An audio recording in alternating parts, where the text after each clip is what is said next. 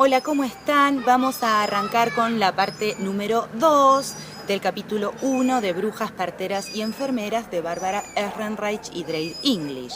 En el video anterior estuvimos viendo cómo la quema de brujas fue un proceso orientado a hacer desaparecer mujeres que representaban alguna amenaza política, sexual o religiosa, y cómo este proceso, dicen las autoras, tuvo varios efectos en la actualidad, sobre todo 3.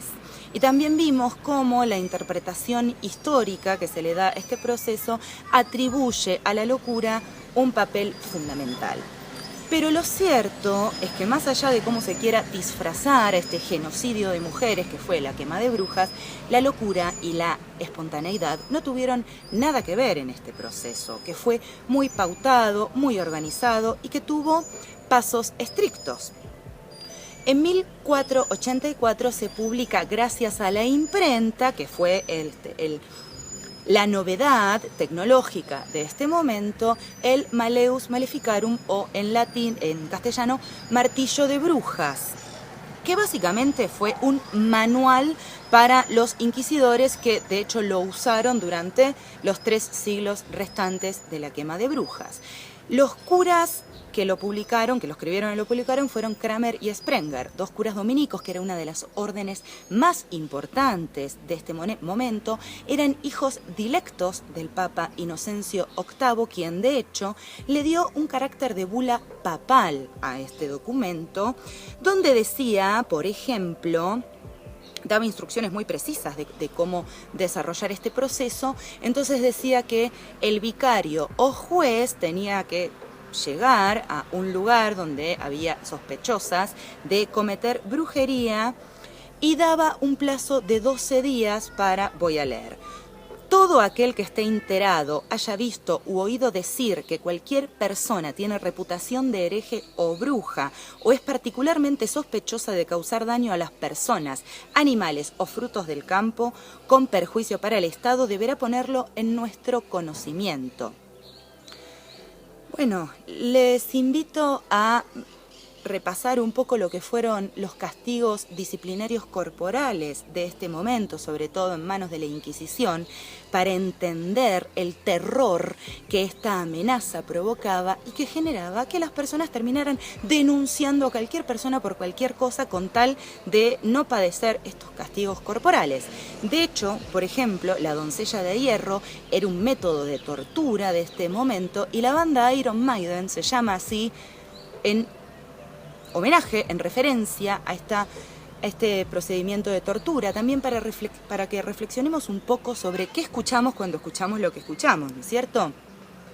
Y yo me quisiera detener un momento para que pensemos en toda la inteligencia y en toda la tecnología puesta al servicio de causar daño y de torturar a las personas que hubo en este momento, y que estuvo al servicio de la Inquisición, porque esto supuestamente era la razón que venía a combatir a la locura, o el bien que supuestamente venía a combatir el mal.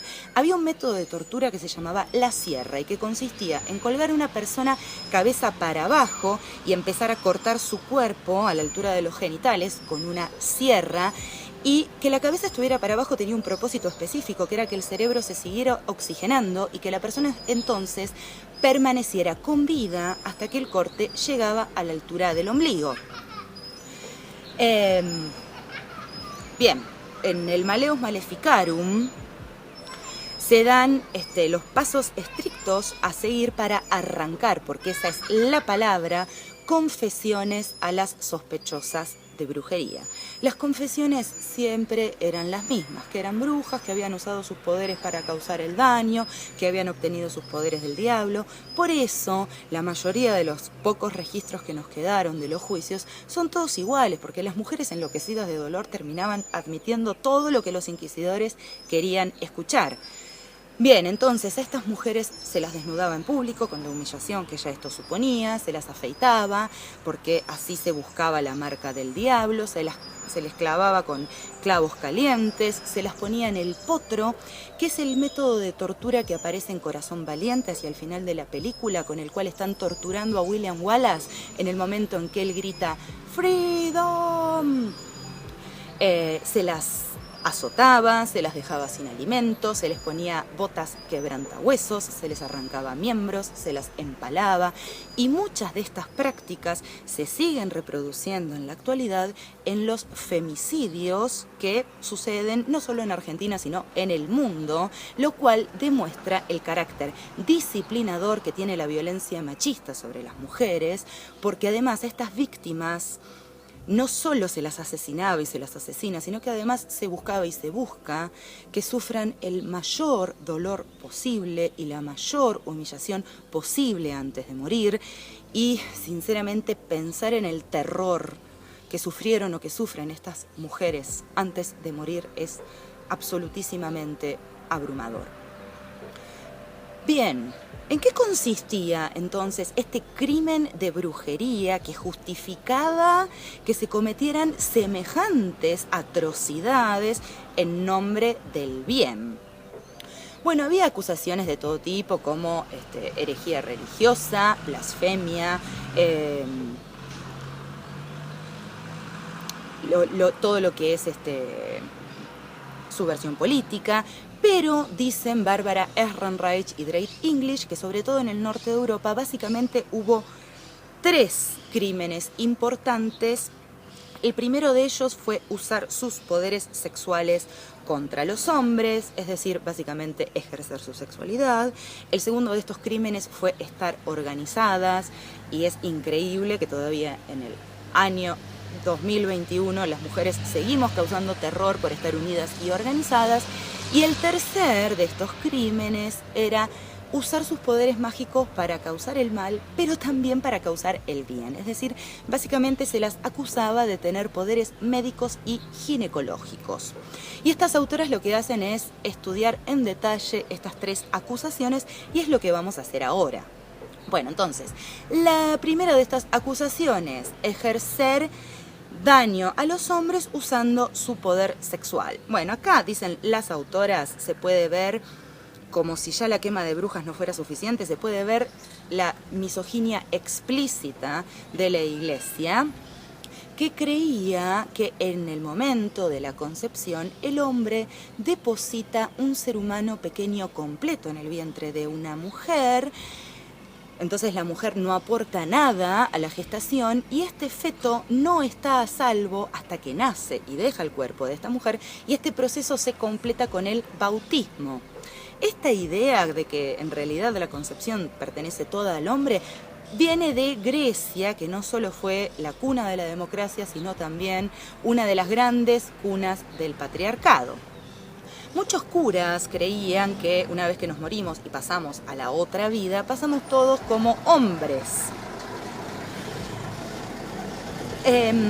Para la Iglesia, el placer sexual venía del demonio, quien usaba a las mujeres para infundir lujuria a otras mujeres y a los hombres. Por lo tanto, para la Iglesia, la palabra demonio y la palabra mujer prácticamente eran sinónimos.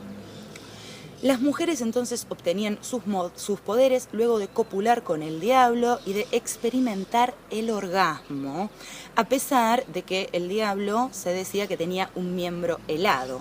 Esto después se completaba en el Sabbat, que era otro de los nombres que tenían los aquelarres, donde el diablo además copulaba con las neófitas, quienes le juraban fidelidad al diablo, y entonces así obtenían sus poderes. Por lo tanto, para la Iglesia, el mal viene también de un hombre, de una figura masculina, como es el diablo.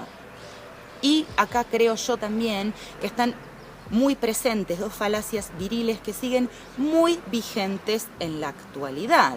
Por un lado, esta idea de que a las mujeres no tenemos pensamiento propio, de que siempre alguien nos llena la cabeza. De hecho, la Iglesia ponía el ejemplo de cómo el diablo había influenciado sobre Eva en el Edén. Y por otro lado, esta idea de que si una mujer alcanza una posición de poder, no es por mérito propio, sino en retribución a algún tipo de favor sexual que le proveyó algún hombre poderoso. Porque de hecho, el diablo, por supuesto que era una figura masculina. Pensemos también que en este momento está circulando el mito de la vagina dentada, que esta es una forma entonces en que las mujeres ejercían el daño a los hombres mediante la sexualidad. Y también, por ejemplo, en el Malleus Maleficarum se cuenta la historia de una bruja que había sido encontrada con más de 20 penes escondidos en un árbol, que los tuvo que devolver, no me queda bien claro cómo, pero los devolvió cuando la atraparon. Bien, es decir, pobres hombres, ellos participan del acto sexual como víctimas, muy real todo, ¿no es cierto? La segunda de estas acusaciones, las de estar organizadas, bueno, tremendo, todavía a las feministas muchos sectores nos siguen acusando de feminazis, ¿no? Siendo que es una acusación absolutamente inadmisible. Los nazis fueron personas que cometieron un genocidio. Nosotras buscamos un cambio social a través de leyes, básicamente, pero a lo sumo pintamos alguna pared, pero esto genera más escándalo que el hecho de que seamos asesinadas cada 29 horas o de que ganemos básicamente 20% menos que los hombres por la misma tarea realizada. Bien, efectivamente las mujeres estaban organizadas, había sectas secretas solo de mujeres. Silvia Federici nos cuenta cómo muchas mujeres lideraron o integraron revueltas antifeudales. Ahora bien, que estas mujeres estuvieran organizadas en contra del feudalismo no es culpa de las mujeres, sino de las condiciones penosas en las que vivían las clases populares. Sin embargo, era mucho más fácil culpar y criminalizar a las mujeres y de paso sacarlas del medio. Muchas de estas reuniones, dicen las autoras, probablemente refirieran a festividades y cultos paganos, y de hecho la Iglesia nunca pudo arrasar por completo con las creencias consideradas paganas. A lo sumo lo que llegó a hacer fue el sincretismo, es decir, como esta mezcla entre figuras cristianas y figuras de otras religiones, como por ejemplo es el caso del Gauchito Gil. Esto también nos hace pensar que entonces la quema de brujas tuvo como otros de sus propósitos borrar las culturas locales que no respondieran a la cultura europea y a la religión europea. De hecho, la quema de brujas en la conquista de América tuvo el nombre de proceso de persecución de idolatrías y no solo estuvo orientada a perseguir mujeres para implantar las relaciones modernas de género, sino también a perseguir prácticas y personas que refirieran a la religión o a la cultura precolombina. Y uno de los mayores movimientos en contra de esto fue durante la conquista del Imperio Inca o el Tahuantinsuyo, el movimiento Taquiongói. Bien, la tercera de estas acusaciones entonces era la de tener poderes médicos o ginecológicos para causar el mal, pero sobre todo para causar el bien. Miren lo que dicen Kramer y Sprenger en el Malleus Maleficarum.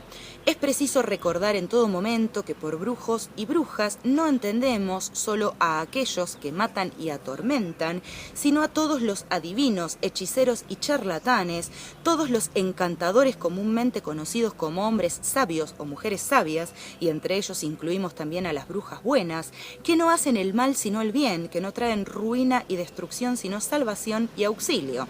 Sería 1000 veces mejor para el país que sufrieran una muerte terrible todas las brujas y en particular las brujas benefactoras. Bueno, entonces en esta acusación, dicen las autoras, se puede ver claramente este propósito específico que tuvo la quema de brujas de eliminar la competencia de los médicos varones universitarios que estaban empezando a aparecer a partir de la fundación de las universidades dentro del ámbito de la Iglesia.